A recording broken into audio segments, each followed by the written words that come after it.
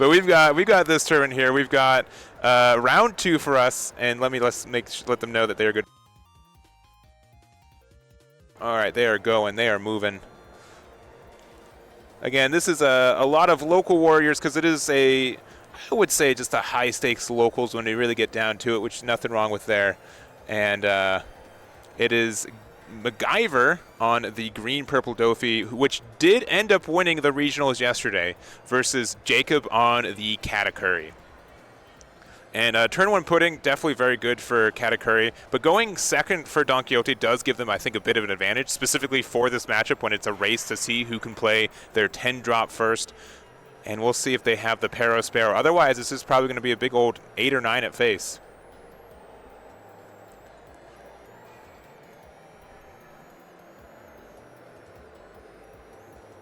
All right, deciding to put the top card of their life to the bottom, going down to 3 life for MacGyver, and going up to 4. So attacking immediately with the Don Quixote Doflamingo.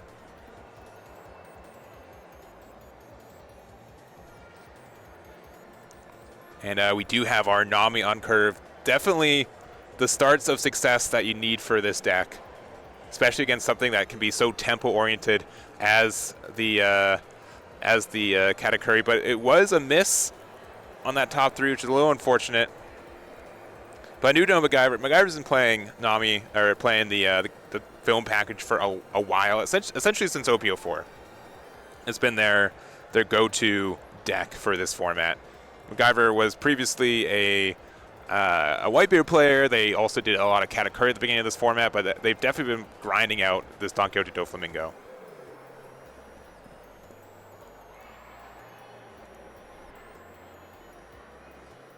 All right, we're just going to punk Gibson, get the rest on the pudding. And then, yeah, plays a smoothie outright. And this is, I'd say, like the least favorable kind of trigger card for yellow right now. It's a good card, but there's just usually better options people take on top of it. But I do like running it in Yamato, since we do like putting our life to certain totals at times. And it being a 7K attack when you don't really care, in situations where you might not care about cards in your life is really important too. So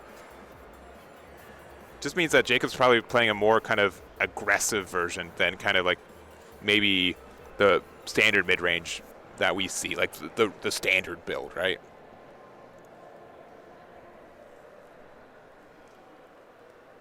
All right, and playing out the Diamante. He's reading it, so I'll let you guys read it too. This was a one of in the build that won yesterday, and I think he said like he had the alt art, so he wanted to run 1 copy of it, which I can respect. But essentially, it just lets you attack as a 7K and then restand every turn, and that's pretty dang good. It's pretty dang good.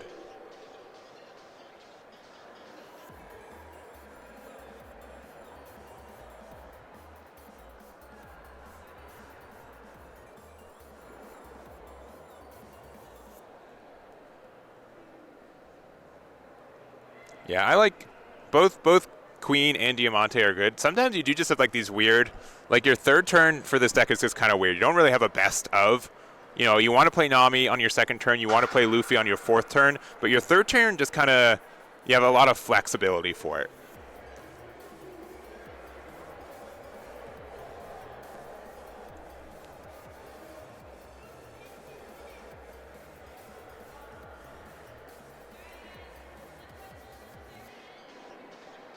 All right, and Jacob's definitely thinking about what to play here. We definitely have a Randolph. We're at 7 Dawn right now. If we have the 7 Dawn Windland, this is like the turn you play it.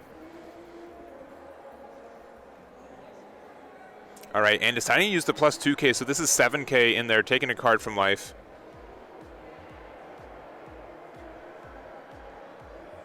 And we Spiderweb to keep it around and make it so we can't attack into it anymore.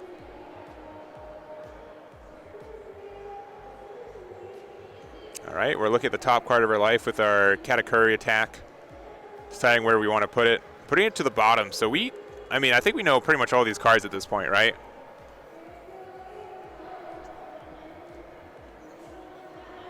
All right, blocking it and then using a 2K Shiki to get out of it. And I'm kind of surprised we're deciding to stall at 3 life. I feel like a lot of the time you're okay with going down to 2, especially if you want to use like a Thunder Bogwa later.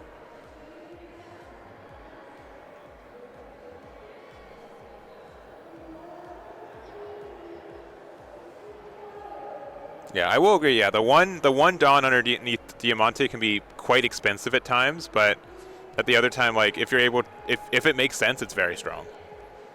Very, very, very strong.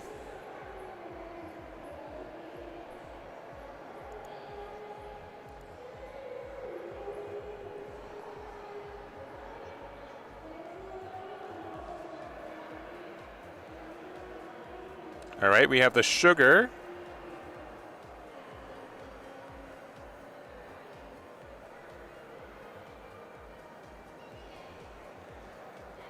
Look at top 3. We get the Bins.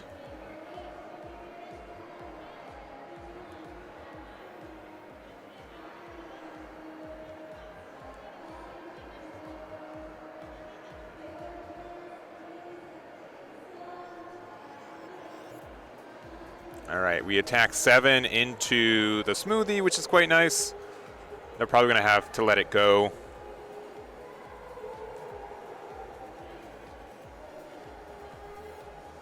But they're thinking, though. They might want to keep it.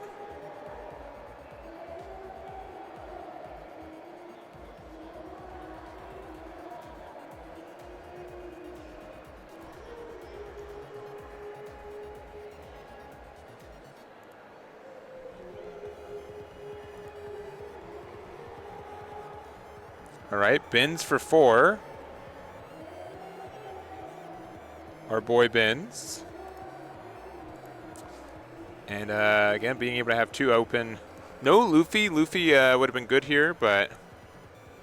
And that Thunderbolt off life, getting rid of the Diamante, quite strong. Quite unfortunate for MacGyver.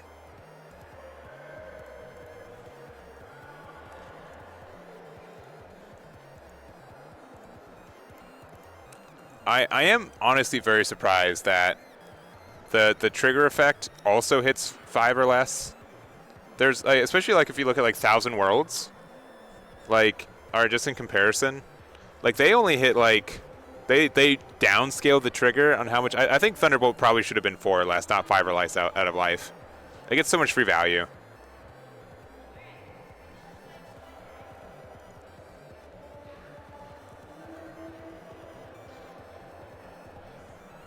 All right, looking at the top of their life, confirming that we are an IRL event and not a webcam event. And yeah, if we had like a Union or Motto or something like that, we could have kept it around, but we'll see. And that Sugar is still, you know, live, and the fact that if they play something, you do get the suspension on something. Oh, if you play something before you attack with Randolph, you can definitely, okay, yeah. Making sure you do the sequencing right.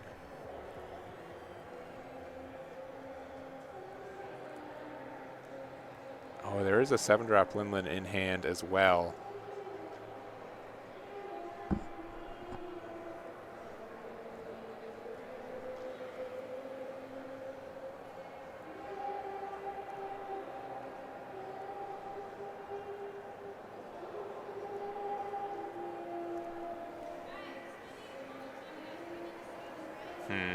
Yeah, they're definitely thinking.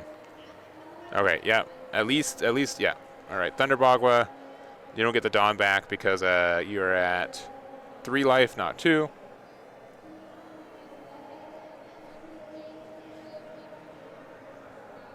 It's a cost of 2.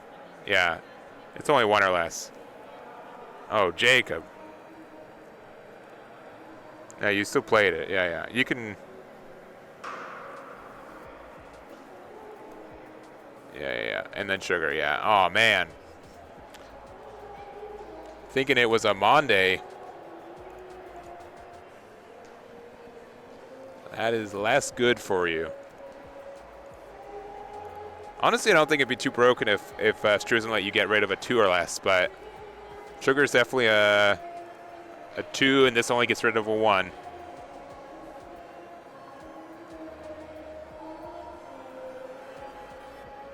And there it is.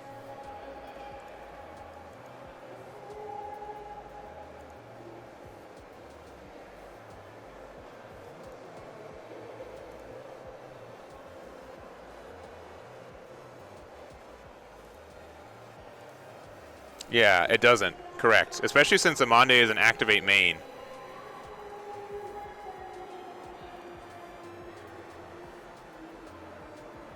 Additionally, this is a bit cheesy.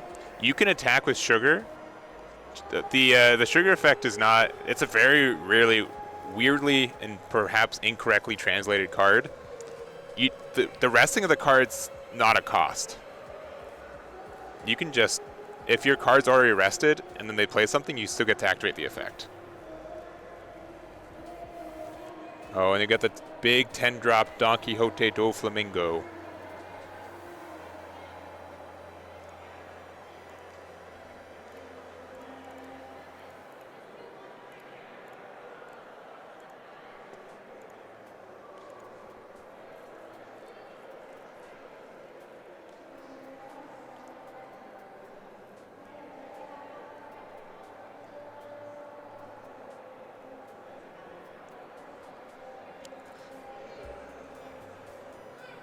All right, well, they've got 10 Don. Will they do the thing?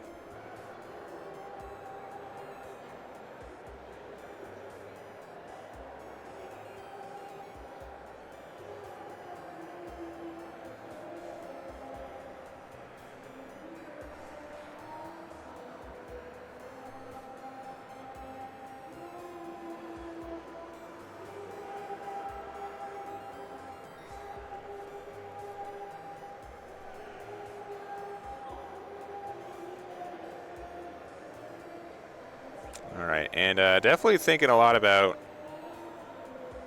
if they want. I don't know if Jacob has the 10-drop in hand. We'll have to see, but it doesn't.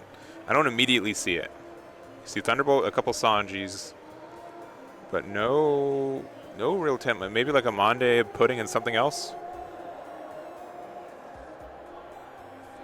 Do they? If they do, I just don't see it. And also, if they do have it, Sugar will be able to rest it, and you get super punished by like a second Don Quixote do Flamingo. I swear I'm looking. You might have better eyes.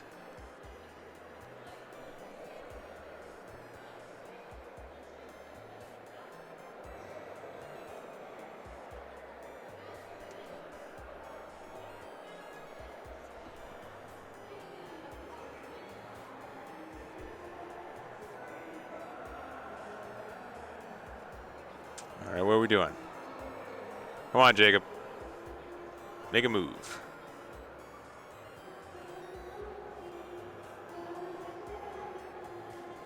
All right, attacking with bins. Saving the bins. Playing the 10-drop. Resting the 10-drop. All right. Thoughts on clocks? We barely have enough equipment for tournaments as it is.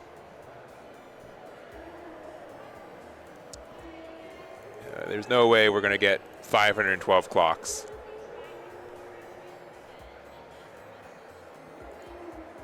This has been my thoughts on clocks.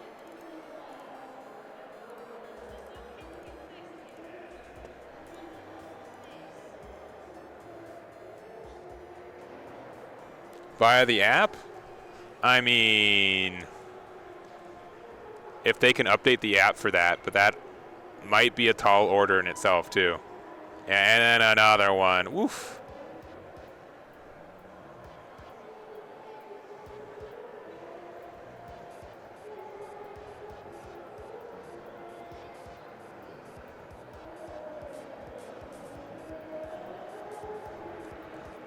All right, well, do we have a second, Big Mom? Are we gonna just the battle of who can drop more 10 drops? Oh, that is not a 10 drop, huh?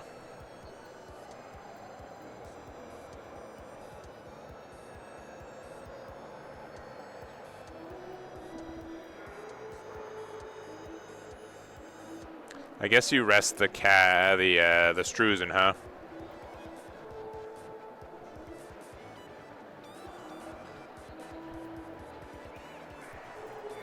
All right, we got another blocker. Make it so Struzen can't attack.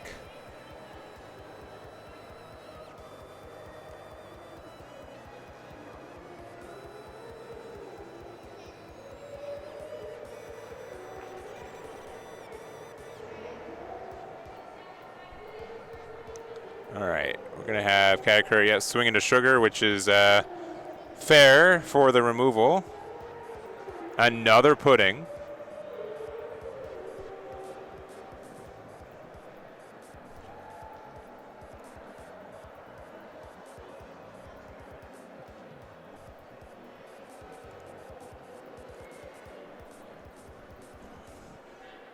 Gets an Aandroidd 2K, which is nice. Does help on defense. Jacob also knows the bottom card of their life, which is important.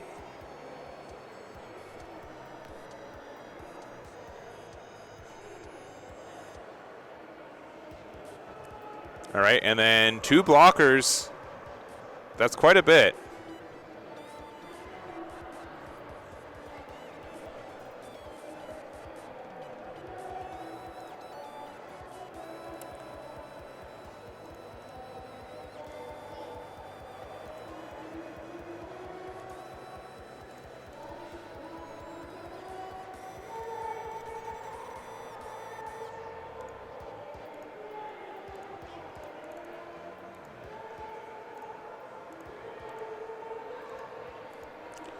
All right.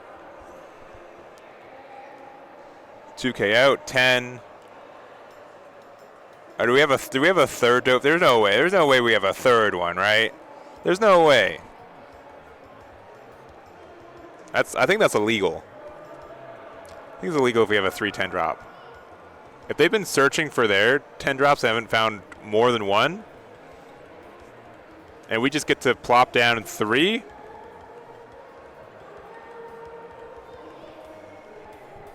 No way. No, MacGyver. Dang.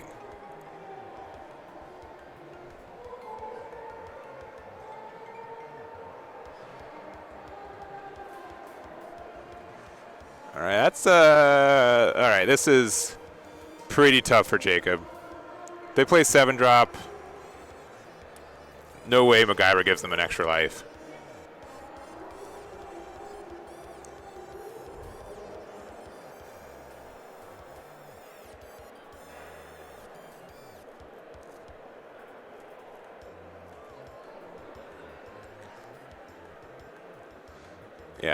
Yeah, there's a 10 drop that needs to be banned or restricted in this game, and it's not Lin.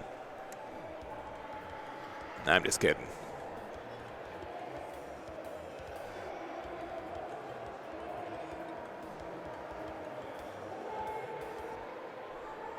It is still Lin, 100%. 100%. Now, MacGyver only has 2 cars in hand.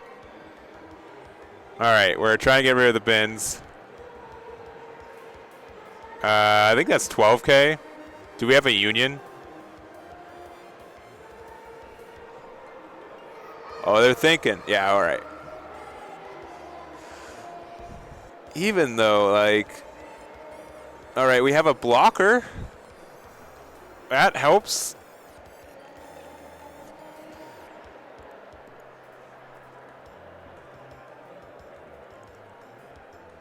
I do see more people putting in this Galette blocker. But I don't, it don't matter. MacGyver takes this one. It looks like they are setting up, looking at their opening hands. We have Michael on Newgate versus Landon on Queen. And honestly, I think this is a potentially, good matchup for Queen and potentially bad matchup for Newgate. In a lot of ways, I know that Newgate is, susceptible to the removal, and since Queen likes to go to the long game, Queen gets more value if it's able to stabilize. And with Newgate already going down to 0 life, you don't really care as much about not being able to attack them early because you're not going to be wanting to do that anyways. So honestly, this is a pretty, I'd say, pivotal matchup for OP04. I think this is one of the ones that can get a lot of back and forth, and it's going to be really interesting to see who ends up taking it. I think it is slightly on Queen's favor for this matchup, but it definitely can go either way. Newgate can just win any matchup right now. Like, it's just kind of how it is. So it looks like they are starting off And we'll see who decides to go first on this one. It looks like it's going to be Landon and 1 in pass. Not too surprising there.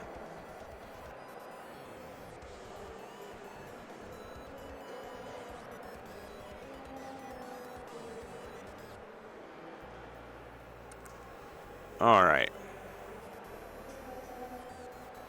And we got 3 Dawn. We have a blocker of choice. It's going to be the Don Quixote do Flamingo. Looking at the top 5, being able to rearrange it is quite nice. A lot of 2Ks. A lot of 2Ks.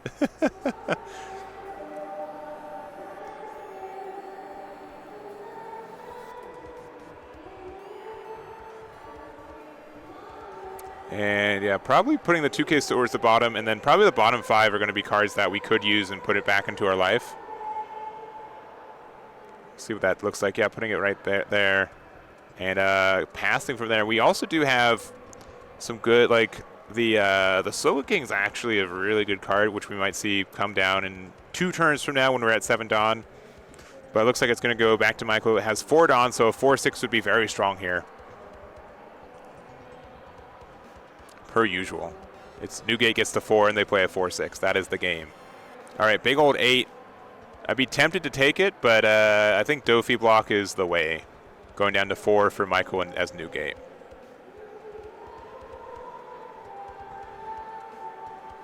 We are at 5 Dawn. Looks like we're going to be attacking 7 at lead.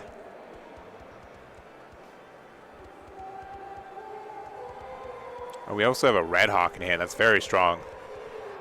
And yeah, the fact that Michael didn't have a body to play this early is very good for us too, as Queen. No bias.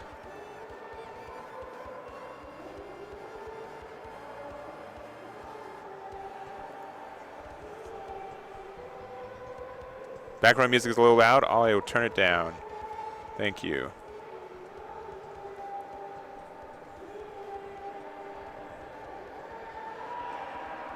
All right, so we played a Marco, but unfortunately this Marco gets, it has protection for being on KO'd, but I think Landon's got quite a few ways to get around that if they want.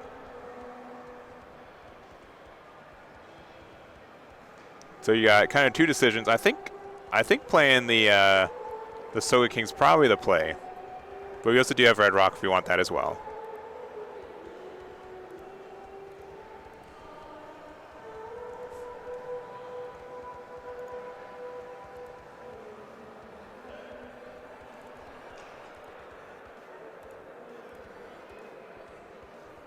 Yeah, it is a bit of a decision, because if you don't play Soul King, you can play Red Rock, and then you can pressure them, but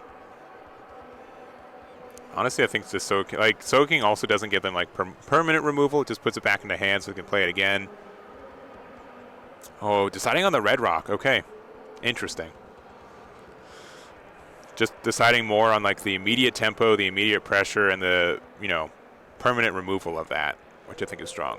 And I think that's fine, especially since we do know that we have Mihawk in hand next. And kind of go from there. Yeah, but I definitely would be tempted to have played that, play as Soul King. But back to Newgate, they should be at 8 Dawn right now.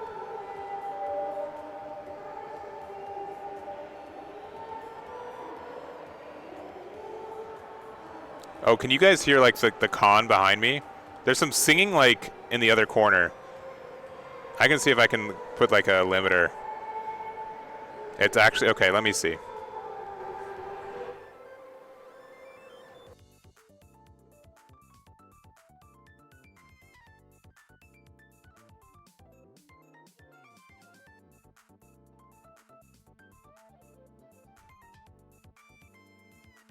All right, maybe now.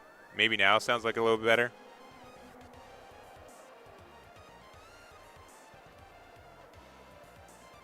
Sing along with them, I wish. I wish I could do that. Much better? Okay. Thank you guys. Sorry, that for lack of better, that background noise was not there at the beginning of the day, so I'm apologizing for having it ruin it.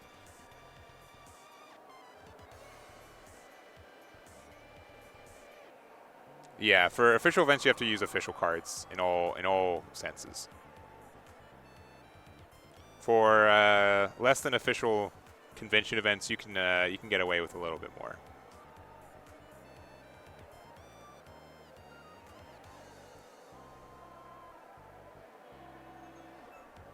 Yeah, but hopefully it's better now. Also, they stopped singing, so that also probably helps it. But if there's any additional background noise or anything, let me know. I'll probably turn off the actual music too. That's probably just better all around. Yeah, this is a bit of an uncomfortable matchup, just being able to, like, you know, they have so much removal and they get all this late game stuff. There's some dude talking about One Piece. Nah, that's like the watermark for my streams. I'm sorry. It's too bad. All right, well, we played 2 blockers. We got the 4-drop marker, which we don't see as often anymore. It's hard to play around a card or consistently see a card when there's only a 1 of. Honestly, though, I don't like Marco is obnoxious. I won't say it's not, but I don't think it's as obnoxious as it used to be. There's definitely ways to play around it. All right, so we, for example, like a 3,000 worlds to get rid of it immediately. It's pretty good. All right, looking at the top 5.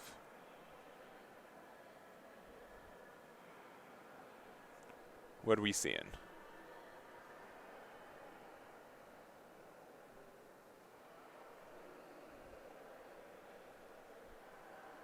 What are we seeing?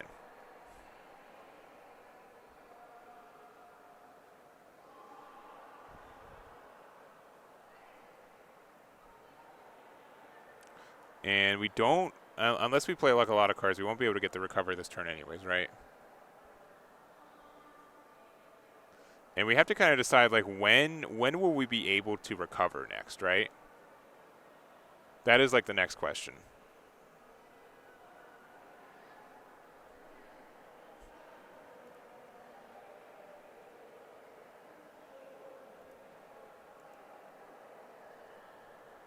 Yeah, and the last time they looked top 5, it was also just a bunch of 2Ks, right?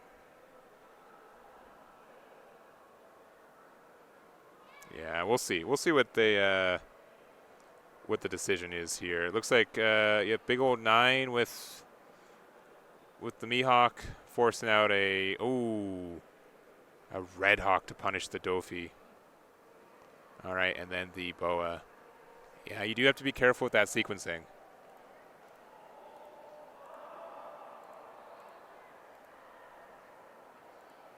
Red Hawk is a very good card for Newgate right now.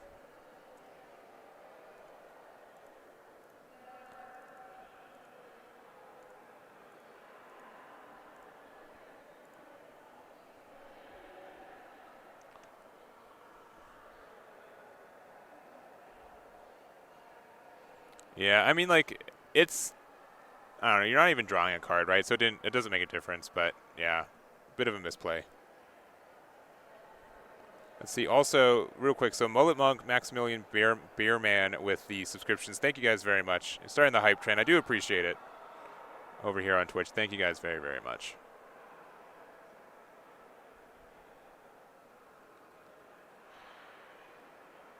I would accept gifted subs and primes and subs and bits if you guys want to keep it going. Also, let's see, Sussy with the subscription too. Thank you very much.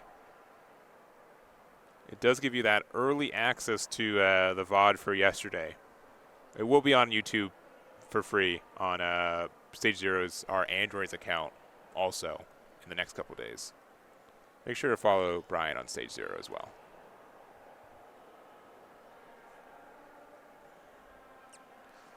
All right. Yeah, don't worry. I can self-advertise for myself because Landon is still considering. Still in that think tank of, do you want to block now? Do you think it's going to get hit by a Marco? That's true. You do need that. You do need those VODs, though. I'll get them 2 tonight. Oh, Otama. All right, so this is a 7K. Crossfire. Oh, dang. Are we getting the big Marco clear? Oh, we're getting the big Marco clear. Dang, look at that. All right, Crossfire Otama giving it minus 6K to make it a 3K body, and Marco getting the removal of it. That's pretty big. We got one Dawn open and a blocker. It took a lot of resources out to get there. And that's where we're at.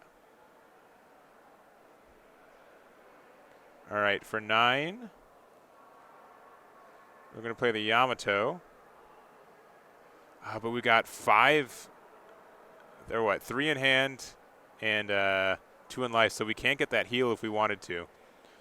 It's a little bit risky. We might want to. I don't know. What do we do? Do we 6K? Do we leave? I mean, we don't leave one open, right? Yeah, I think we just attack 6K, right?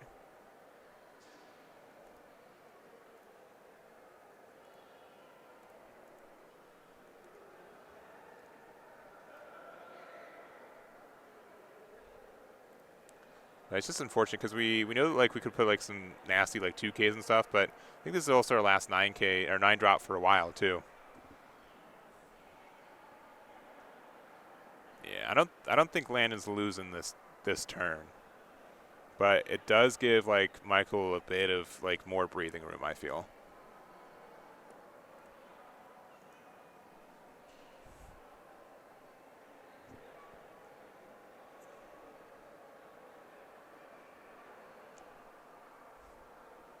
Yeah, and that's kind of like what I've seen. Like it's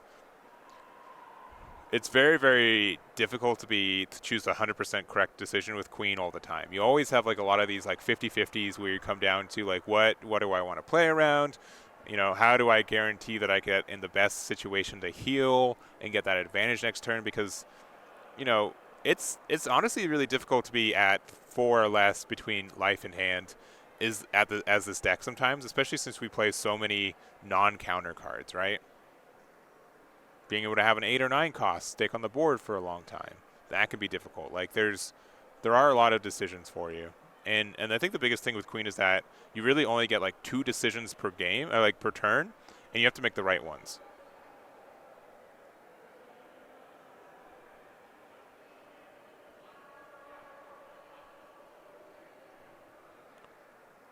All right. Well, let's see what we got for this next turn. So we used the Ezo. We got 9 Dawn still available to us. We got the Atmos off of it. Atmos Enjoyer, perfect. We love that. Our favorite 4/6 Atmos. No speed jills here.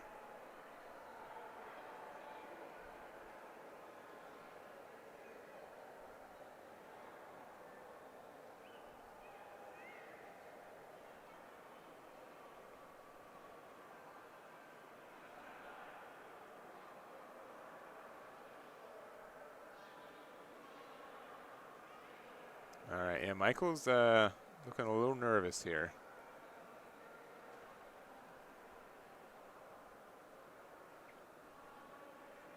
What do we want to use for our 9 Dawn?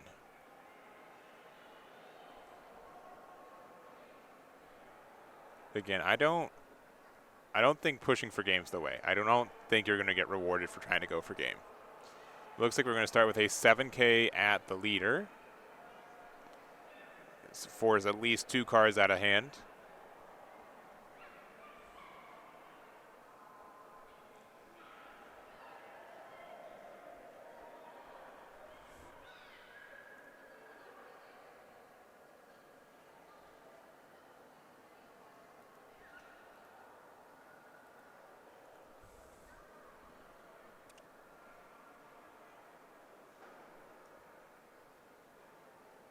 And going down, okay, card in life is, I mean, if it's beige, no, it's a Sanji, all right, and we're going to discard a card, all right, a Kaya. All right, yeah, Michael should know for sure there's no way they're winning this game, this turn.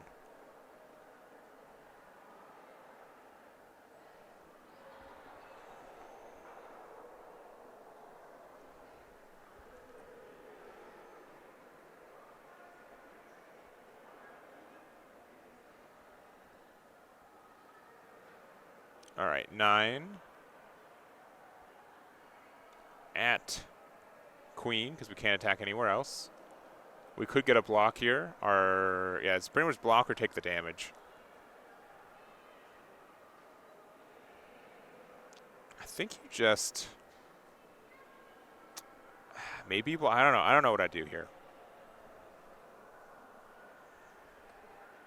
We can't get out of it with 2 in hand, right? Landon knows this. Michael knows this. Do we block or do we keep it up?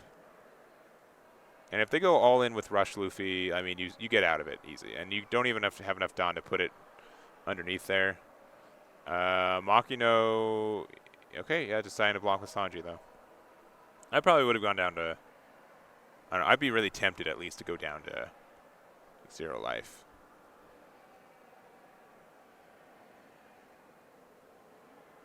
All right, and passing from there, it looks like Michael has about 8 cards in hand. There's that beige.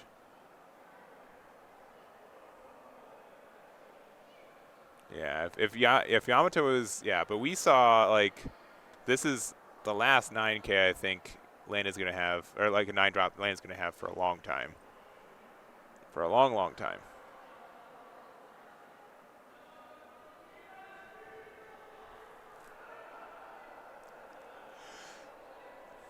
And you can go 6K with Queen. You can get the heal, which is great.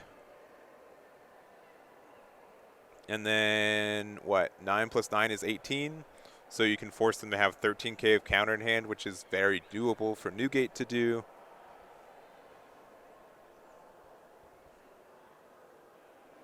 Yeah. Oh, we're going 7? That's a weird number. When you go at least 8, right?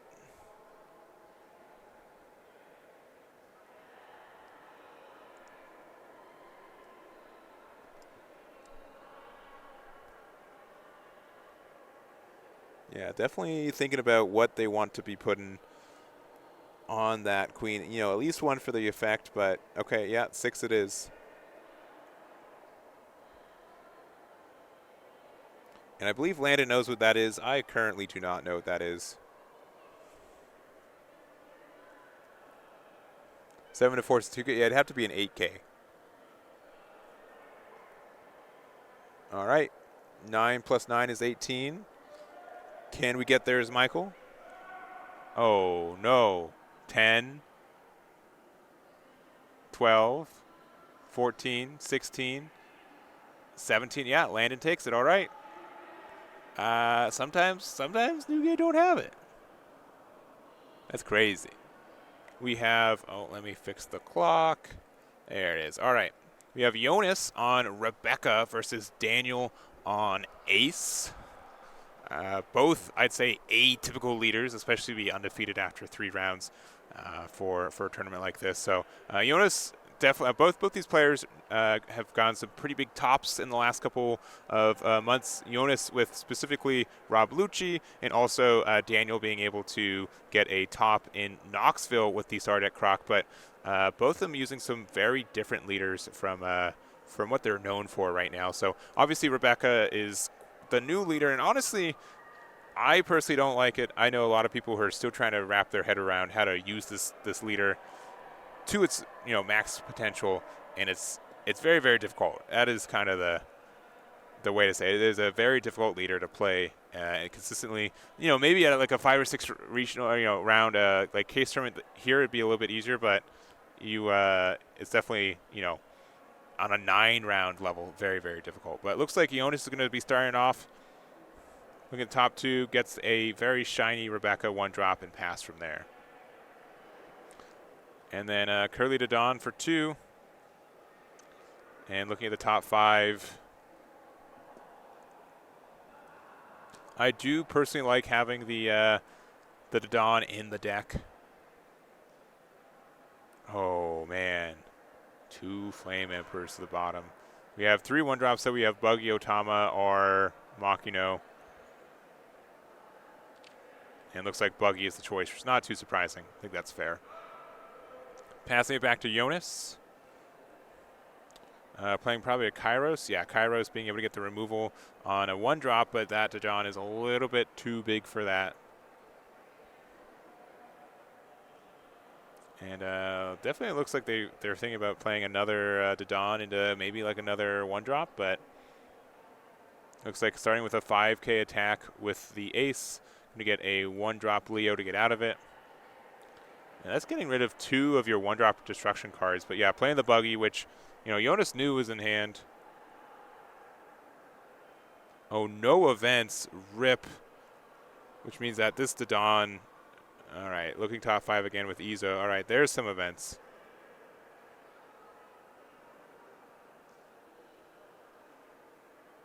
Yeah, Daniel's getting a little bit unlucky with their top 5s. And then another Dodon. Surely this will just see a bunch of events. Sure will, but we do find another buggy. But it looks like we decided to go for Makino, which makes sense too. But yeah, it could have been, like, not his fault. Could have been some better searches. Is kind of how it is.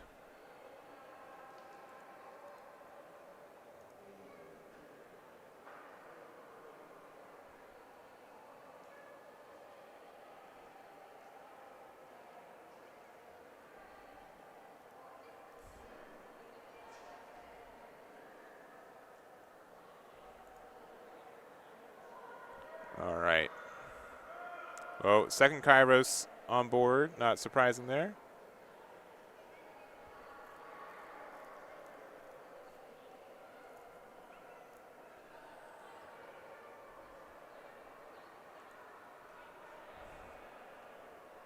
And we don't have any copies of the Stadium out. That would help the survivability. But yeah, Daniel honestly doing their best Zoro impersonation so far. So getting a 2K out of hand for that 5K swing. And then are we playing a Marco? Probably, yeah, Marco, get rid of the Rebecca there.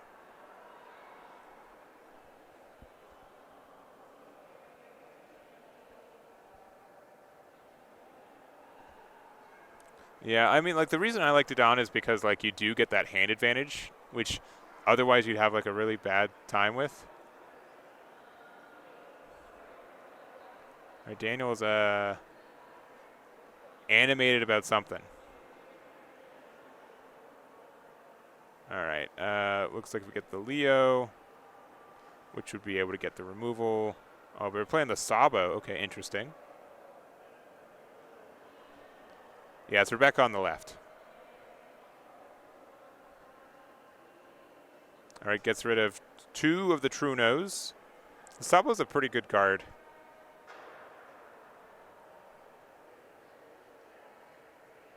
Honestly, like, another blocker that's obnoxious to get rid of in black just means, like, being able to have 3 means you can consistently see them, and some decks just do have a rough time interacting with them. And the hand cycle is good too, and it not really being restricted to anything. All good points. All right, we're playing the Marco. Getting minus 3K on, yeah, the Kairos. That, yeah, sure, why not? Just make them have to, yeah, attack with another thing. Yeah, that gets rid of it.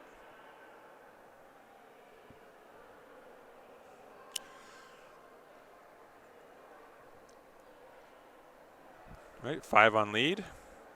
Taking another 1-drop Leo. 7 at lead. Yeah, you're probably taking that one.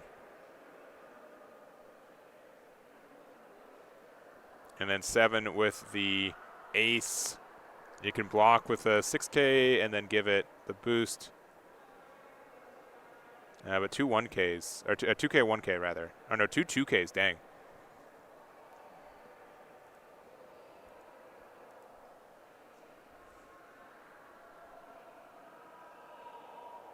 Yeah, Sabo, oh, that's right. Sabo to get the -3. That's why. That's right. Thank you. All right, this is like the 4th copy of Rebecca we've seen. Looking at top 3, and you're really tempted to take that Luffy, but that Luffy gets so removed. I think most of the time when I do well with Rebecca versus Ace, it's when I'm able to play the Kairos, the Kairos, keep them around, and just be really obnoxious with value on them.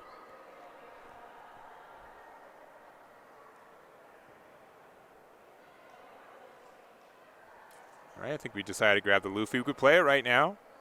We have no Colosseum out either, so we don't get any immediate attack with it. All right. We're going 3K into the Dawn. We get it.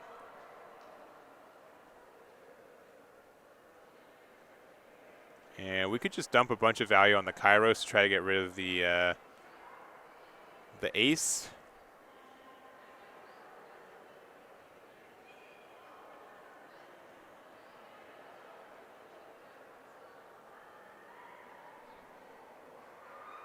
Let's see.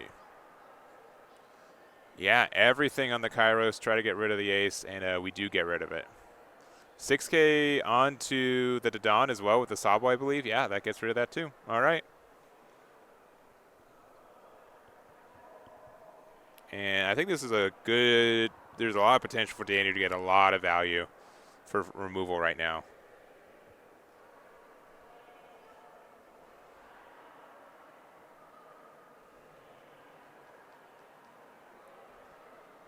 I don't think I've ever seen a Machino boost a Machino, but it has a lot of potential here.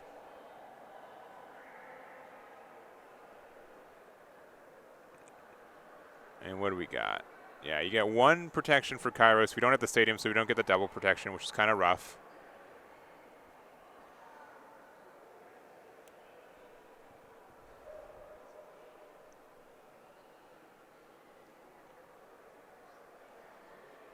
All right, looking at that 10 Dawn. We also have Flame Emperor in hand too, which we could use to get the removal of Sabo and go from there. Yeah, I agree. Like most red decks, I do think this matchup is in Ace's favor, to be honest. After playing with it a bit, they can just have so much removal. Like the only way Rebecca can consistently win is if you see your Kairos, you're able to kind of poke them down, but you really do miss your leader swing in this matchup. And your 7-drop Luffy gets removed so easily in comparison to a lot of the other decks that are around.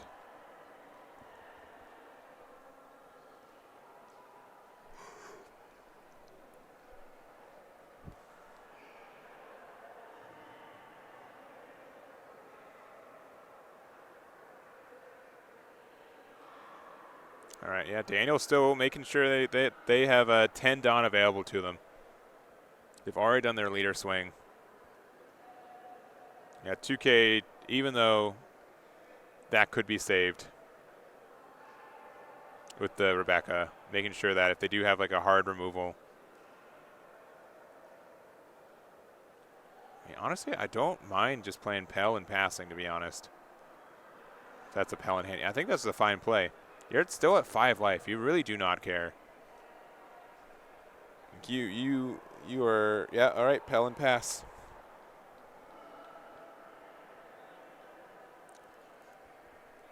All right, I could be in the wrong. I've heard it both ways.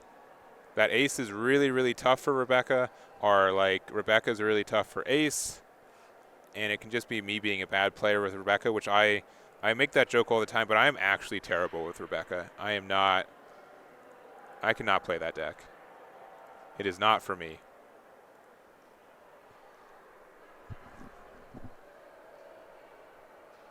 I would say like the version with more weenies that we see with Daniel is definitely helpful, but it's what it is. I think I like that. That's a better spot for Rebecca, but if they just keep removing your big guys, you just fall behind.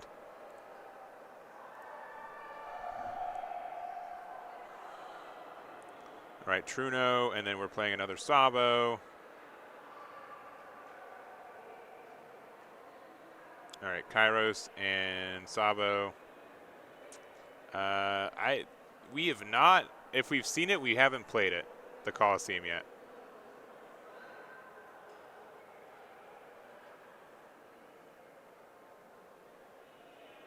All right, so we did 1 damage with the Kairos, and then we did a 6K swing into the Marco.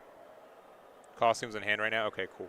So then Jonas will probably try to play. I think we have a Luffy in hand too, because Jonas doesn't have a lot of cards left in that deck.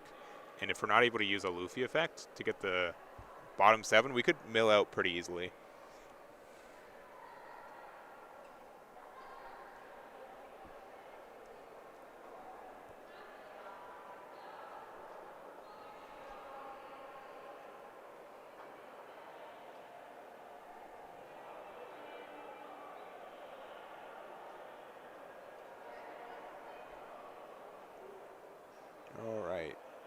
We've got Buggy looking top 5.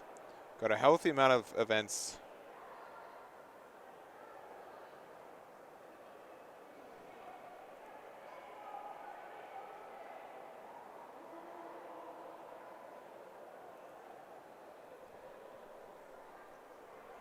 Decided to get the Red Hawk, which is a good card when your opponent's not playing around it.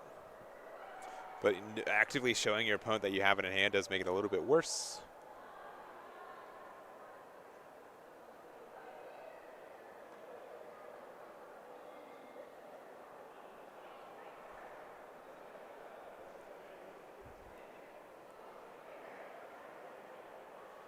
And I think asking how many cards are in the trash, looks like at least 20. Closer to like almost 30 it looks like. Yep, attacking to the Sabo, gets rid of it. 8 into life, going down to 3 for Jonas. And passing with 4 whole Dawn open, which is quite a bit.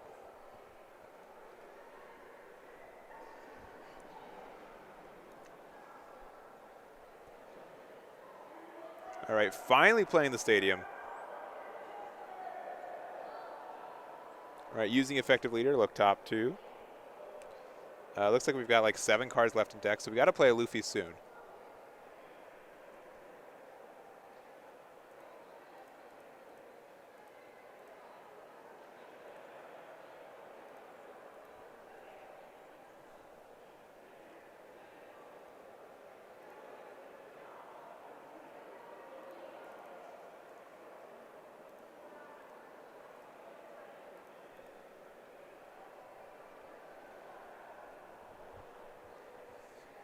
All right, starting with a 5, going with a 6.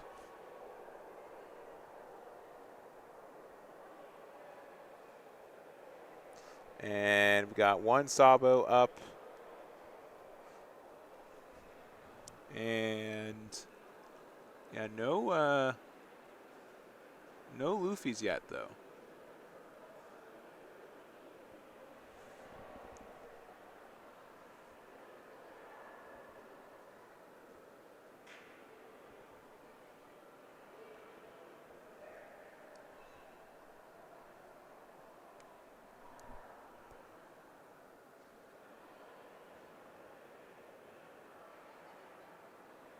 All right, 2K there. 6 with Marco. Block and no save. Another Marco to get rid of the Rebecca. Which can't be KO'd because of the Sabo effect from last turn. All right, 5 in lead. And again, this is, if you are able to establish where you get these like Kairoses and you're able to ping them down, that is usually where I find you get the advantage.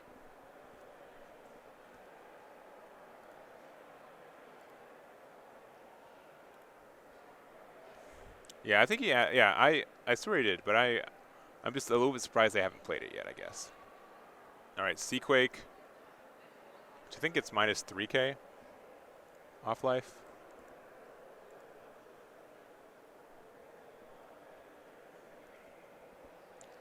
Yeah, it gets minus 3K power. Surprised they didn't do the other Kairos, but that's fine.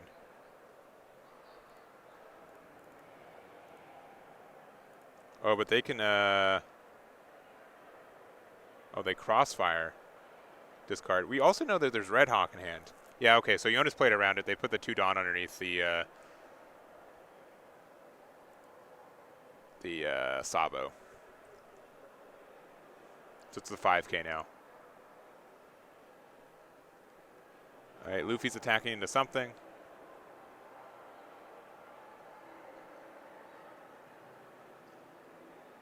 All right, and we're going to get rid of it before we get to restand with it. That's actually really dangerous.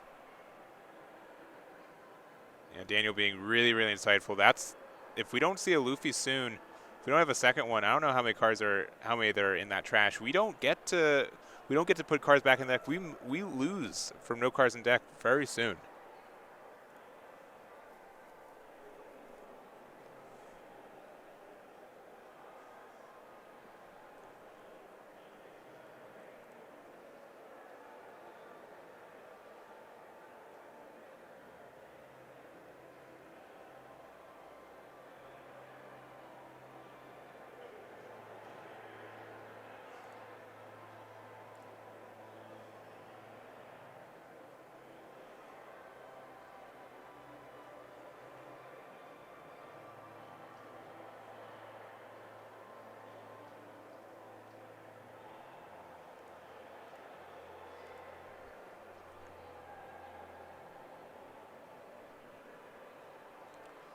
All right, well. One card left in life. Yeah, we have to find a Luffy. That last card in hand might be it. We have 3 cards left in deck. There's 1 card left in life.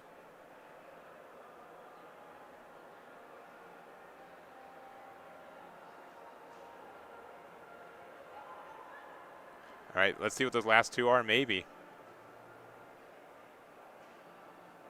6 into the Marco. 6 into the Marco.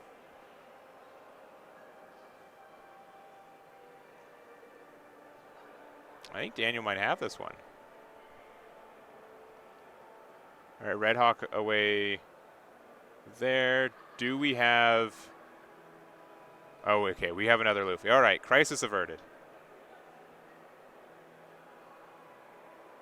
All right, 7 into 6. 2K out. No cards in hand for Daniel. We're going to use the -7 effect.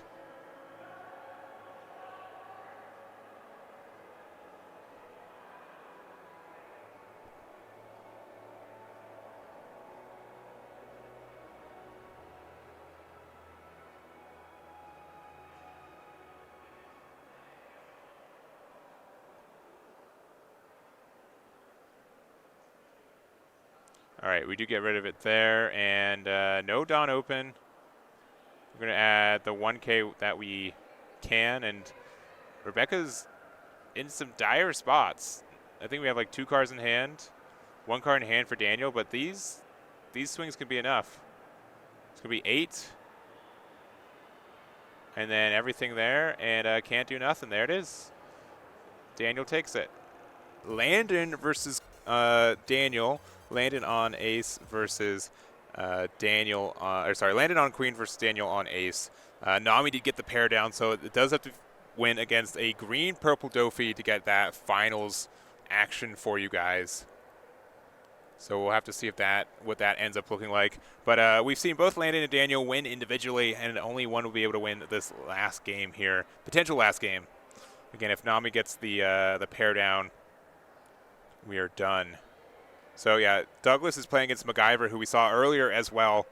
If MacGyver ends up winning with green-purple Doffy, we are done with this tournament. If they end up beating the green-purple Doffy, we have 1 more round. That is what we look like today. But honestly, I don't think if I've gone over this matchup before, it's been like once. It's very unique, very interesting, and honestly, I don't know who gets the edge. I think if I was have to say on my gut, I think Queen probably gets a bit of the edge. But I'm interested to see. Definitely interested to see who takes this one.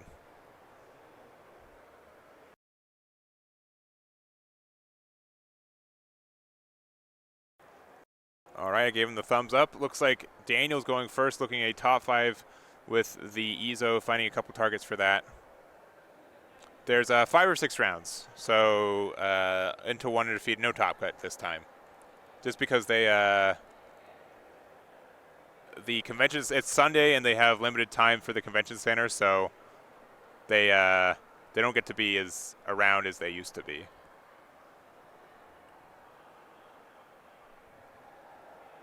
Yeah, because 3 undefeated players. Yeah. All right, that's pass it back. Daniel goes.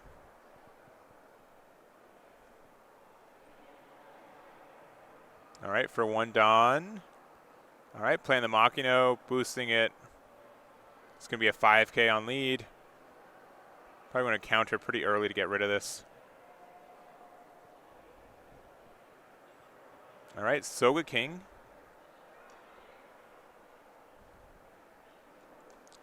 And then 5K with ace. And probably leaving 2 up to play to Dawn for Daniel.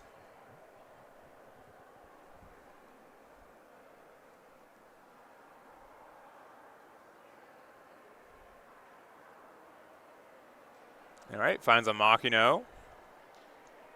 Which means I would probably prioritize on removing the Ezo. of these two.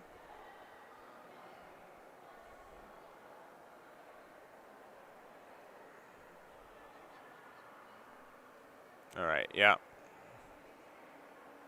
Moving the Ezo. And then playing the bow and passing. I think we have a Doffy in hand too, but honestly I would have liked to see the Doffy just because, like, if they play Marco on curve here, this boa, yeah, gets super removed. Yeah, that's a little unfortunate there. Oh no, okay, never mind. They don't have the Marco. They do play Pell, which is concerning for playing a Doffy this next turn, but not too bad. All right, we're going 7 into life, taking it, and then we're going to 3,000 worlds away the Pell.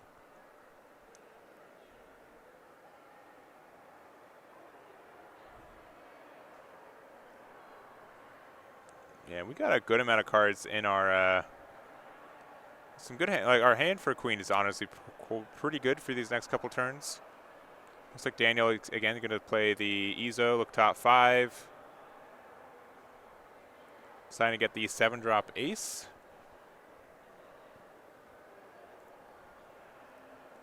What's next? I'm going to play a Buggy, looking at top 5 once again. And we do see either Crossfire or Seaquake.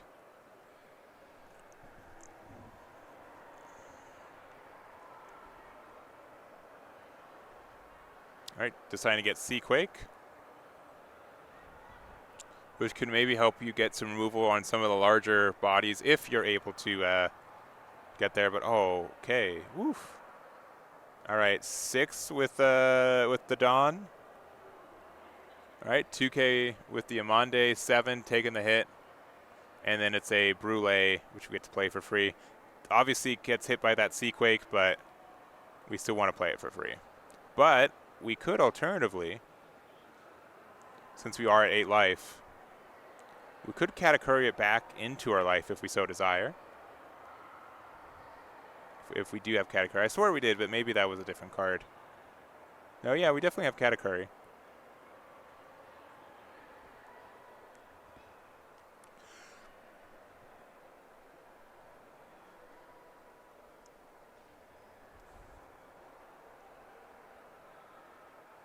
Let's see. Yeah, you know, this is, I was saying this earlier too, like Queen only gets like 1 or 2 decisions per game.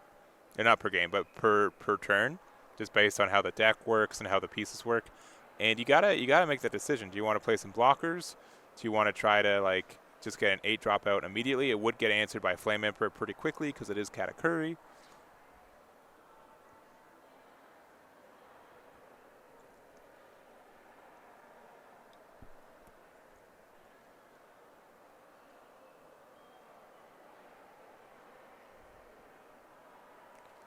And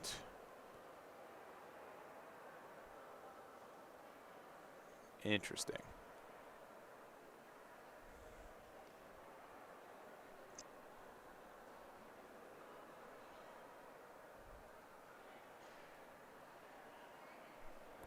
All right, I don't dislike this. I was thinking, you know, this card's going to get removed anyways, so why not just attack with it?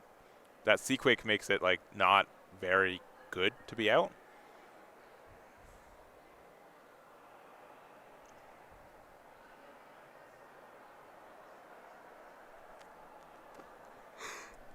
Excuse me. All right, for Dawn, we could play a blocker.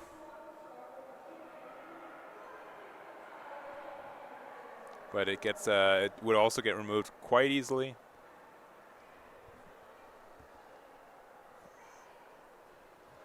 All right, attacking 6, taking the damage pretty quick. And then for 3, we're playing Doffy. Your top 5. Oh, that is a stacked top 5.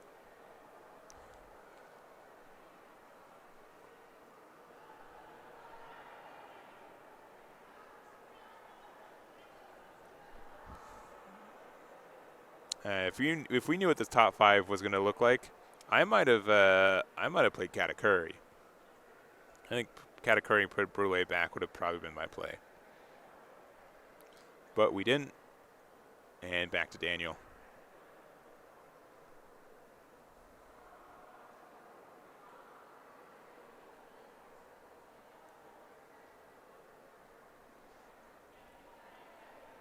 And there's the Fire Fist.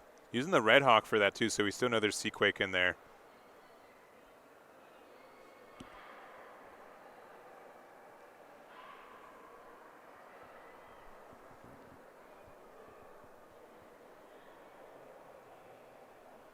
All right, using the Machino effect. And we're going 5 with Izo. Yeah, using a 1K Sanji counter to get out. 5 with Ace. We're going to take that. We're going to play another Brule. And then Marco to get rid of the Brule. And then Machino to attack with the, with the buggy. That's pretty strong.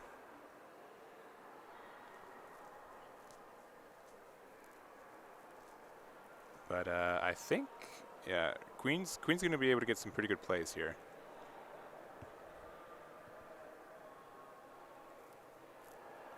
All right, we're going to use the Yamato. It's going to be able to get rid of probably the buggy. We're going to be able to heal one. And we have one too many cards in hand, unfortunately. Yeah, so this will get rid of the Izo, unless they want to save it. Yeah, they do not want to save it.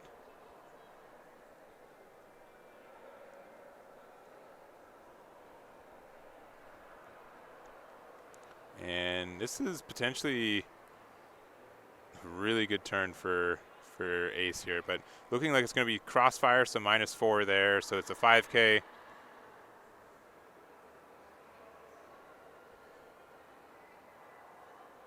And then for 7, it is the Flame Emperor. So Flame Emperor able to get the removal there. Give a double strike, so it's an 8K double. And this is going to be 9. Number 1, Sanji getting this card for Katakuri. Damage number 2. Ooh. All right, get rid of a Machino. Okay.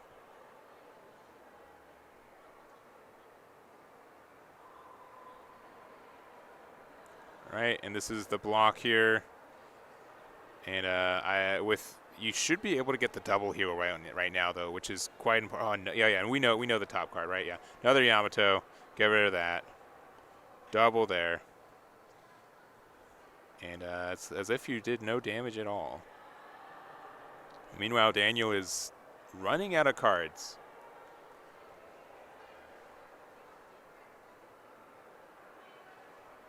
But we know that there's Ace in that hand as well. Start for 1, we're going to find a card with a buggy.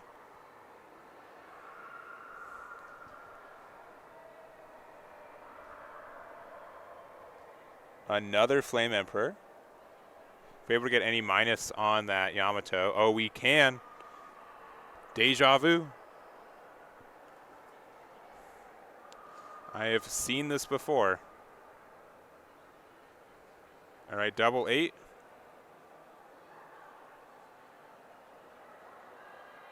All right, Amande to barely get out. Oh man. Landon's been holding on narrowly. And we're going to go back and try it again. 6K to 6. Go up to 2 life again. Wait a minute. Wait. 1 second. Did he discard the Crossfire for... Yeah, he must have, right? Yeah. He's just quick. All right. 7. Beige, so leader cannot attack. Ace to try to pressure damage.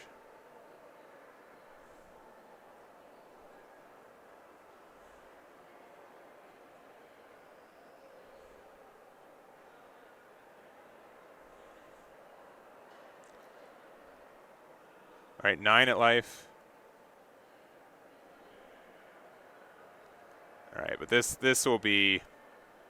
All right, yeah, this is looking very good for Landon now.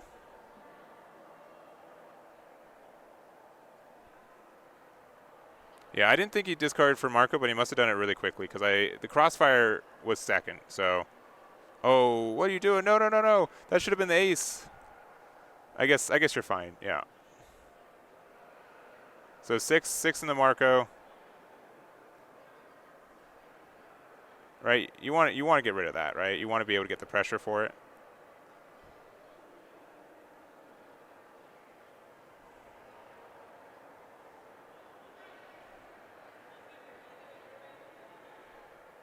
And what Daniel's wondering if he should keep the Marco around or not, huh? Yep, all right. Marco's not staying.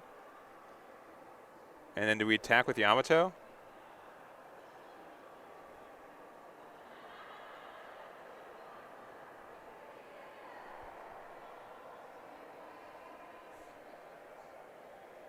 And 9. All right, going down. Did we find a card that says rush? I don't believe we did.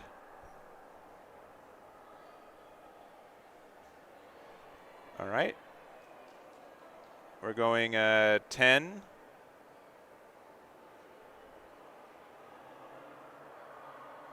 All right.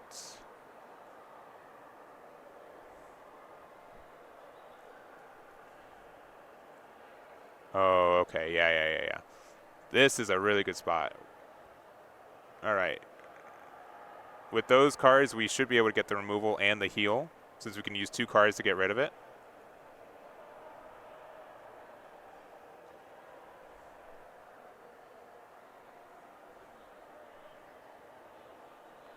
All right, starting with 9 at leader. Another 9. No. Do another 9. Do another 9. Maybe you have the numbers, but do another 9. Just do another 9. Don't need to be aggressive. If there's Red Hawk in there, you lose. Don't lose to Red Hawk. Come on. All right. No! Landon. You can't do that. You had game. You had it. I'm sorry, but you super had it. You 1,000% had it. 3,000 worlds the marker to the bottom. Put up your pound blocker. Attack and heal. 100%. That's so frustrating. That's so close. Super punished for it. Play it safe. He had too many cards in hand for the life. That's why you had 6 in hand, 3,000 worlds, bottom deck the Marco. Then you put in the, yeah, it's over. You always heal. I know. Because you could have gone down to 4 cards in hand, get their board clear, and attack in. That's so frustrating. Oh, man. He's been playing perfectly up into the last moment. And he only didn't play perfectly if it was specifically that card, and that was the card.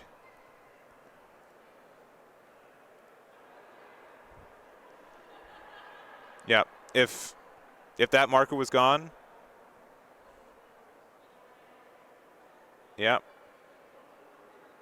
And there's only bricks in there. Yeah, pound the block.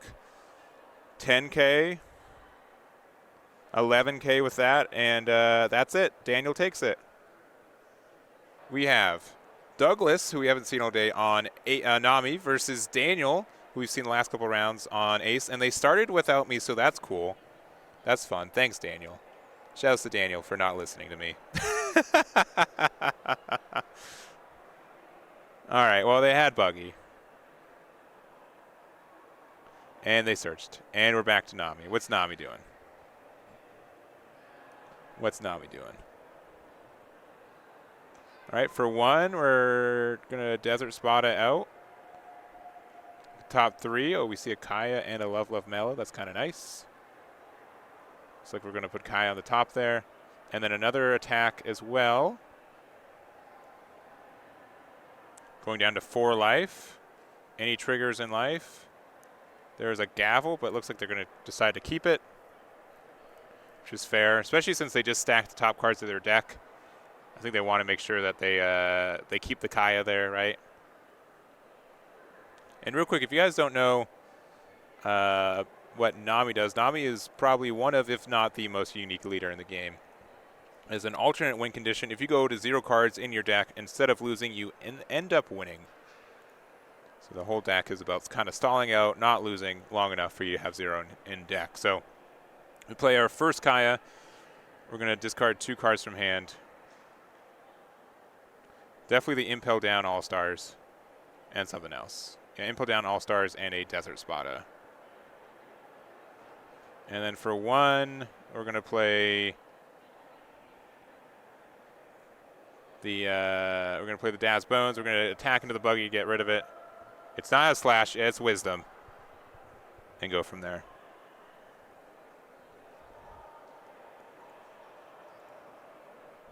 The mat is for stores only, as far as I know. They give them to stores. I don't think there's a way to. You can probably find it online somewhere, but I don't think there's officially a place to buy them.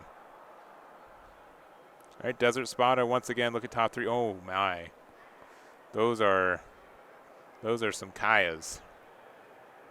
Especially in a deck that usually depends on how many Kayas you see to go for the game. Marco was able to get rid of one of them, but you have many more.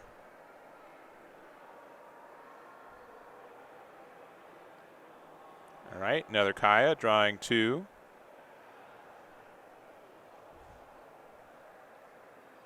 Discarding a 2K and we have so many Love Loves in hand too.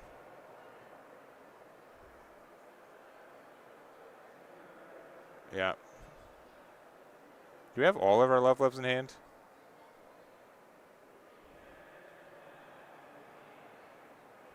All right. Looks like a Gavel. Okay. And then another Kaya. And then we don't know this 4th card.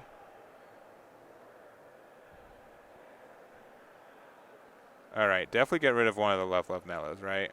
And I guess the Impel Down All-Stars. Oh, the Buggy. Okay. And going from there.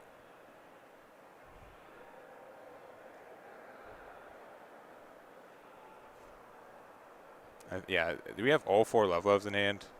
That's kind of bonkers.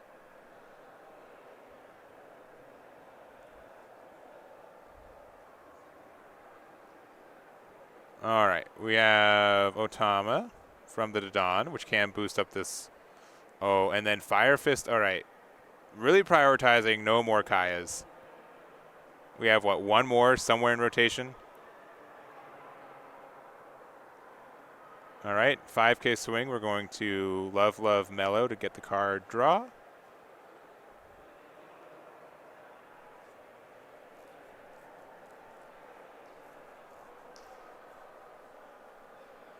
Yeah, 2K out. And then a 7K here, which will get the Love Love Mellow once again. Oh, and a Sanji's Pilaf. Douglas has some pretty good cards. And some very good sequencing in general, too.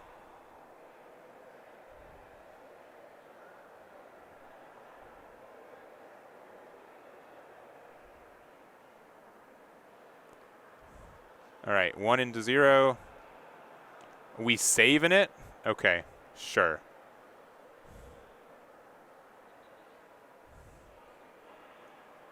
Oh, it looks like we have a Zeph as well. All right, peel off to draw 2.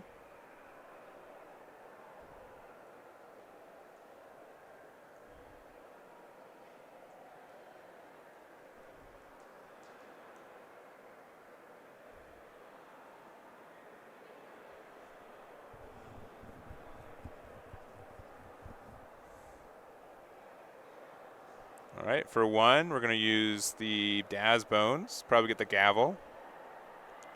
If we had, if we had a copy of the Rubber Band, I'd probably add that one, but we haven't seen that in rotation yet. Passing with 4 open once again.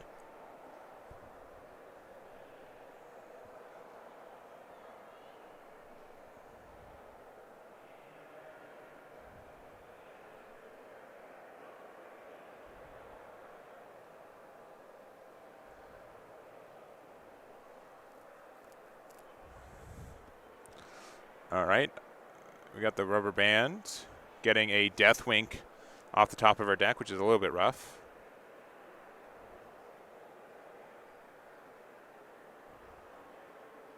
Love to draw 1. And we have 6 here. I'd be kind of tempted to take this one, to be honest.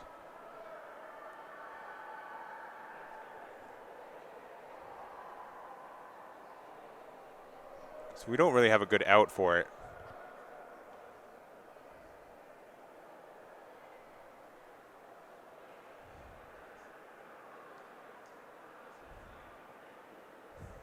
All right, thinking. All right, they're going to bounce that back to hand. They're going to EZO for 1.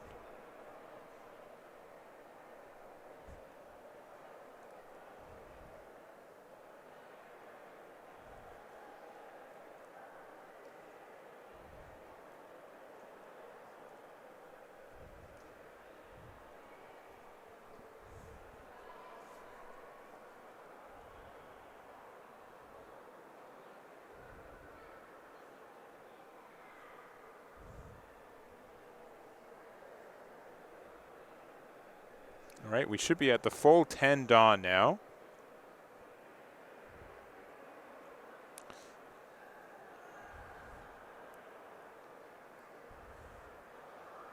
We're kind of a weird spot where we don't really have. If we had Kai's back, these Zephs would have been able to get them bounced back, and the fact that you're able to get the removal of the Daz Bones is really good.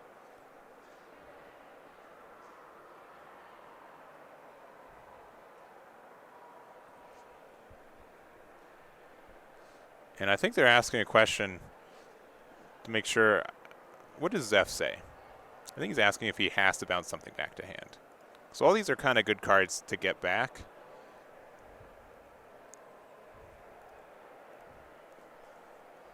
Let me see. This is a fan translation, but I think it says up to.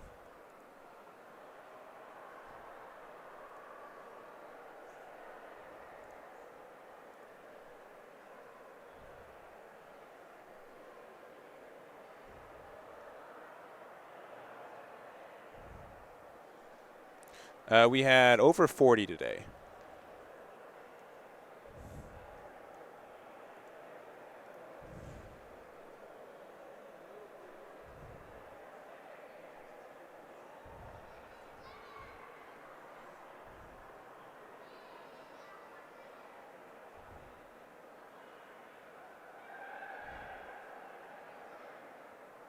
I think they're, yeah.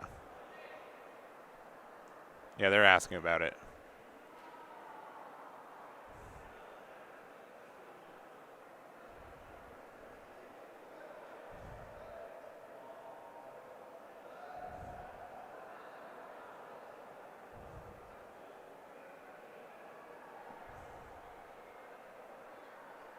Let's see.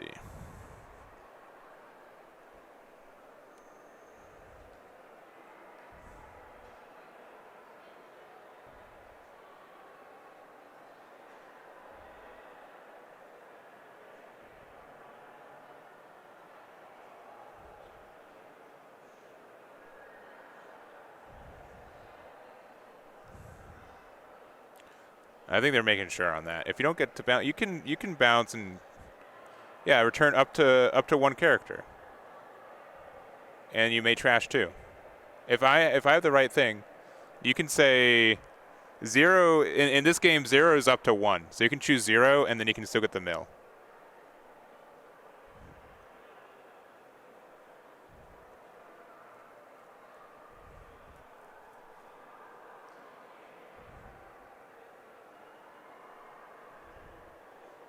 Yeah, you can still crash. Yeah.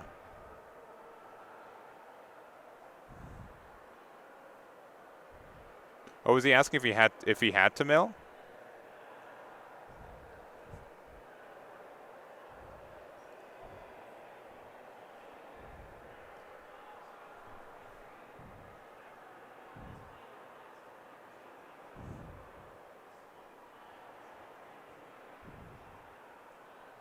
Because they don't know the top cards of their deck right now, right?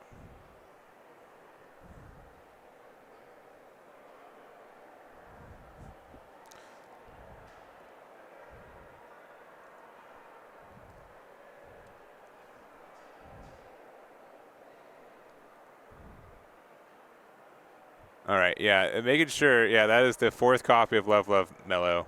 They've seen all of them.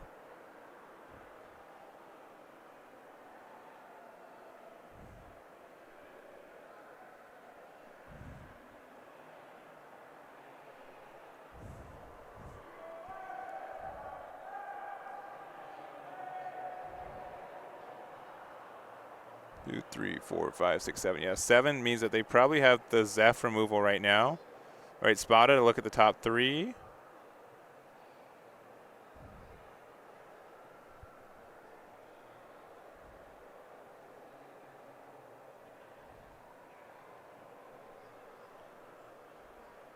All right, Flame Emperor. So this is 8. And we still have Gavel in hand.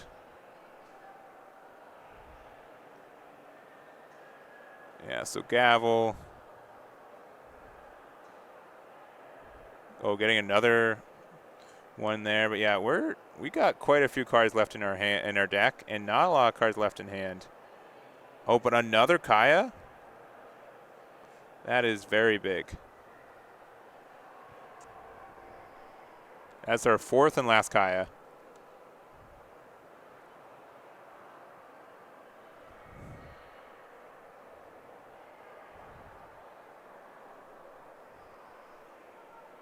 Okay, draw 2. Yeah, you leave the...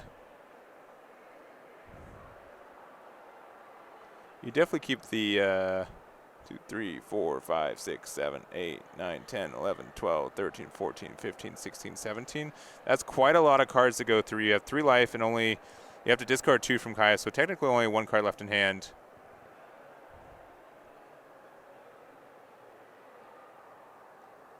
All right, get rid of there. I think we've gotten rid of most of our Deathwings too. All of our Love, Love, Mellows are gone. Most of our ways to have like an accelerated card draw are just gone.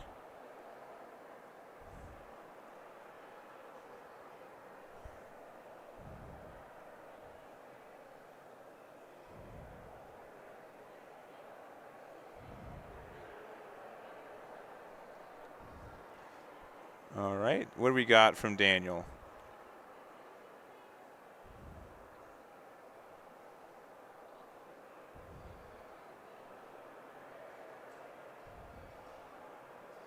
All right, starting with a 6K swing.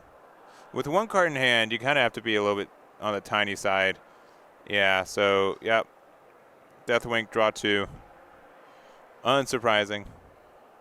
Oh, that is, what? 1 All-Stars, which is a terrible draw. And what's their other one?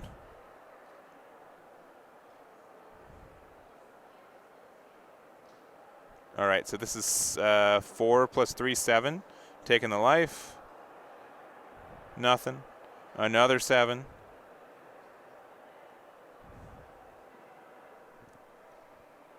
Taking the life.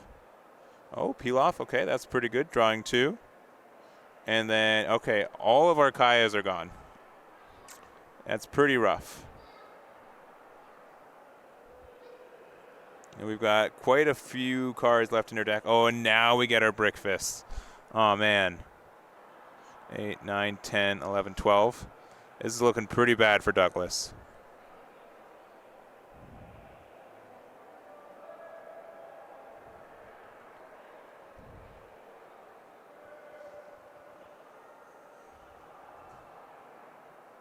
Yeah, this is looking quite rough.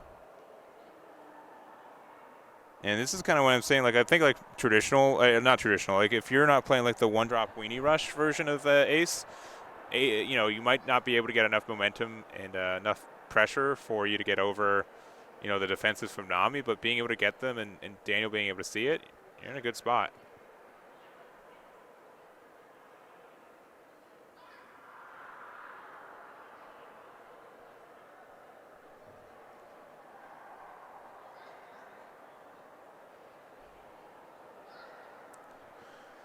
All right, so we get rid of the Ezo with that attack.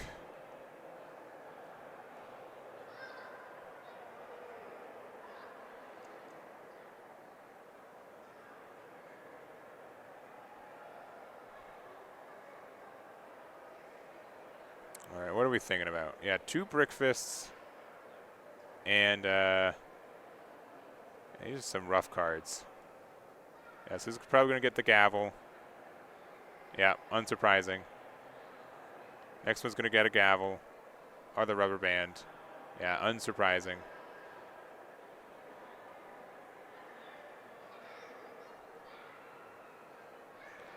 And we could Brick Fist, get it back, get Usopp, rubber band. It's expensive, but it helps you.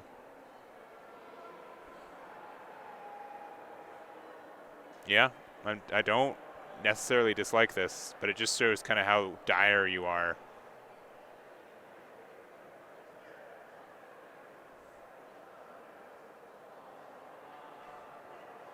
Another gavel. Wow.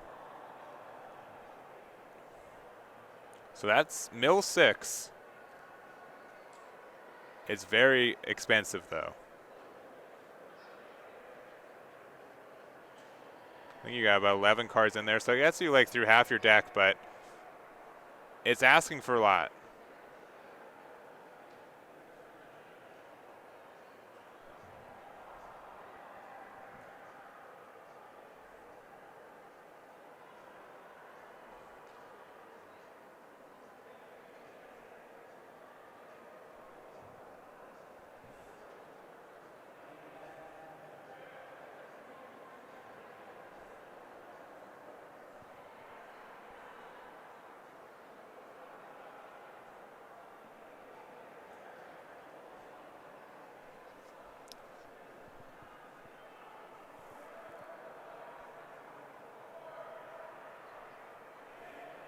All right, what are we looking at? What are we thinking?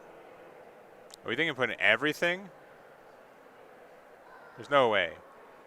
No way that's the move, right?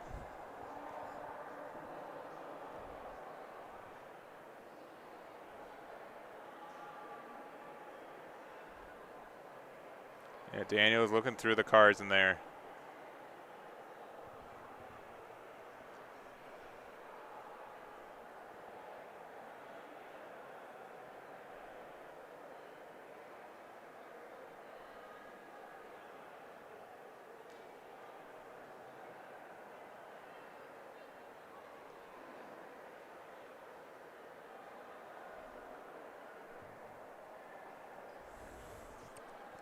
Yeah, are you able to swing 9 through 10? I guess you can go 4, 4, 3, 3.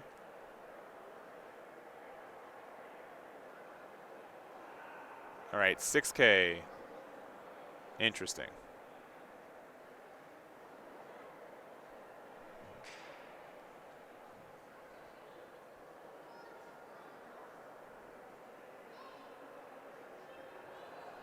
All right, there's all your gavels and a Brick Fist. All right, that's literally everything.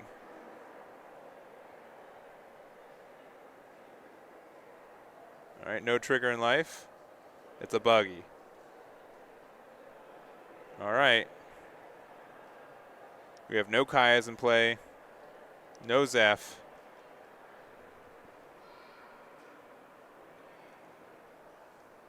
I mean, I guess what? Zeph? Playing back Dazbones, playing Dazbones. Oh, Pilaf? Okay, okay. Numbers are going to be helpful. So 3 for your Pilaf. 1 and 2. Oh, there's a Zeph. And you have another gavel in hand.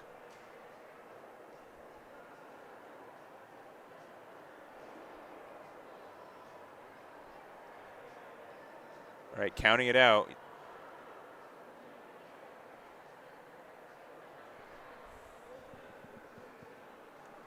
Five cards left.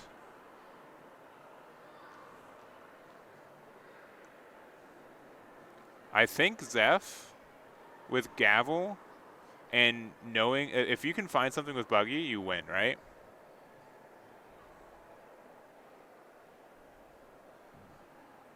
With another Gavel in hand, right? If there's something for Buggy to find off this 5, which you could systematically find, if you know your deck, you know the bottom 5 cards of your deck are. For 5, you do that. Zeph, you play Zeph, mill 2, and then you have 1 Dawn left open to play the Gavel. That is the out that I see.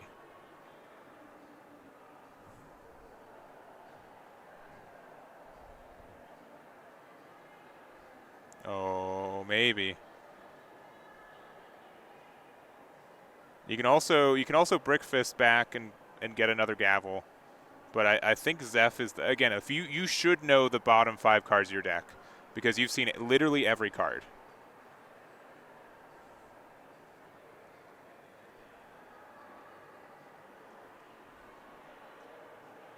So if you know it's there,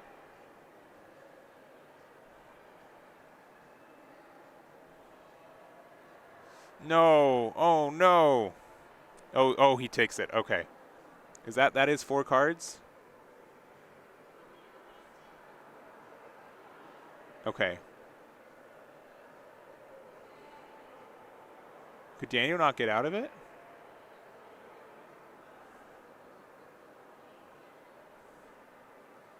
Yeah, and you've got 2 Gavels, and that should be it. You have 4 cards in hand? Yeah, that will be it. All right, and scoops it up. Yeah, he knows the 2 Gavels are in there. And Douglas wins with Nami. All right, we've got Douglas here, fresh off their 6-0 run with Nami today. Yeah. Very close last match. Very, very close. Very, very, very close. Yeah, you exactly milled out, right? Yeah, exactly. I had to dawn into Nami, which is only the 2nd time I've actually used the leader ability to win a game. Yeah. It's very rarely that I'll have to use that, but sometimes when you're down to like 1 card. Yeah. And Daniel was being, I think, rightfully so, very aggressive with using cards from their hand.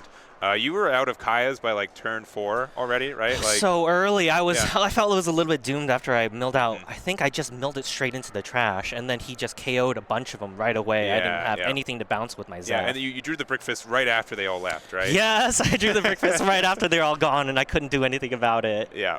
So I think that's really, really, really close. Yeah, it came down to, I think you could have buggied if you knew for sure there's an impo down in your bottom 5, but I know it's been a long day. Like, keeping track of that can be tricky. It was a bit tricky, too, because there's 2 cards also still in life, unfortunately, and that's what, or maybe you're out of life. Out of life, yeah.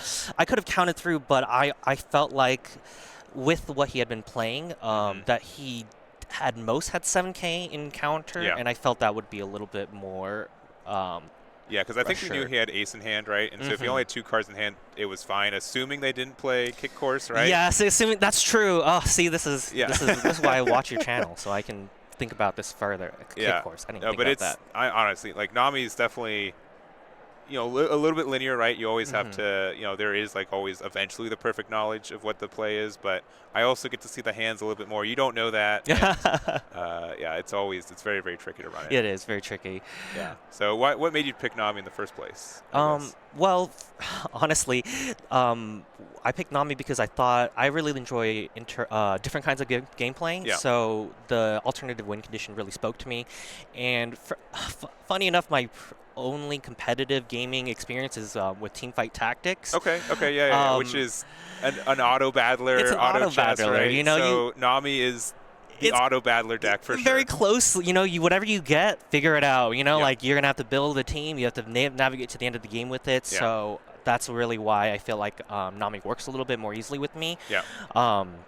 just that way, you know, it's also rare because you can have almost perfect knowledge if you get close enough to the end of the deck, and that's just very that's a different kind of power that you're not afforded in this game. You don't get a lot of that, and agree. Like sometimes Rebecca gets there, but like it's again that's a grindy, and you have like 7 other things on your mind. So agreed. So yeah, really close. Would you say that was your closest match of the day, or was there another one that was probably just as tight?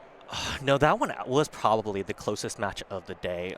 There were a few others that came pretty close down to the wire, but other than that, that last one, I was sweating. I was definitely sweating. I can see the shaky hands. I know. Yeah, super close for Daniel too. He's been grinding, and last game, I don't know if you know, he won. At the end because of Red Hawk and Life. Red Hawk and Life won in the entire game. Wow, heck so yes. That last match was really close. This one was really close and grindy, and yeah, 1 card difference could have won in the game too. Yes, absolutely, and that's the tough part about it. When 1 card makes the difference, you know, you see them trash, but you got to keep going forward. Like, all right, what do I got next? Well, there was a moment in the game where he had like 2 markers out, you had like 2 life, and you had like 2 cards in hand or something like ridiculous, and like 20 left in deck. I'm like, how do you get this? Like, this seems impossible, but you really were able to turn around. I think that's really inspiring. I appreciate that. Yeah, thank you. yeah. So I think that's it. Unless chat has any questions, which I don't. I think chat is about as done as I am for this weekend. I've done a lot of One Piece. Long day today. Yesterday was a long day because the core regionals too, and it's of course it's a little bit more work because I have all this setup and stuff. So any shout outs or anything before we shut it off? Just the AZ Lab. Everyone's great in Arizona. The only reason why I've learned, Daniel, ironically, was one of the very first people who ever reached out to me when I first came to my first local event. And I brought Nami, and he just said, no, take this out, change this out. So thanks, Daniel, a little bit there. And so you are running the list. Yes. Minus 1 card, right? Yeah. So I run the list, which everyone knows is it's the flagship winner. It's the list. The only thing I sub out is I run 1 fewer buggy and I run a red rock. Gotcha. And I think that's fair because buggy can't find itself, so you're not losing an impel down target. Exactly. Right?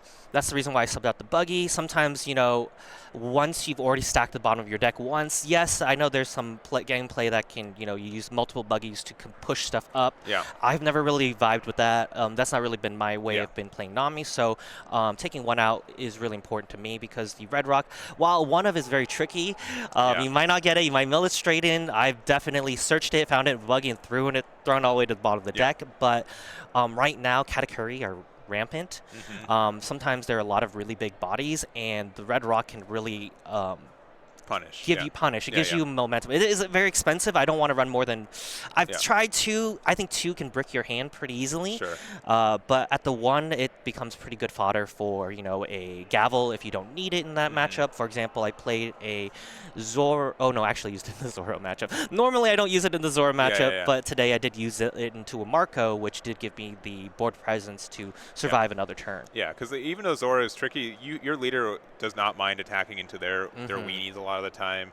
And I will say, like, it is, as much as there's like the recommended build and stuff, being able to, it's like a double-edged sword where if people know that is the build and they think they have perfect knowledge of what your deck and what your extensions and plays are, being able to have like those 1s and 2s that maybe don't come up every game but can help you in crucial moments, I think make a difference. Yeah, and that's why I think, you know, it surprises a lot of people most of the time. And then even if they do know, unfortunately you can't really play around a red rock. So it's my favorite card, and I'm very happy that I could run 1 of. I just can't fit more than that. For sure. Well, I think that's going to be it for that. I think I'm done for the day too. So I do appreciate everyone hanging out and having a good time. Congratulations, Douglas. Enjoy your half a case since you get so should be a good amount of stuff from there. Hope you get some good pulls. Thank you guys for watching too and supporting me for today and yesterday and in the future too. And that's going to be it. So thank you guys for watching. We'll see you guys again tomorrow and see you then. Damn it.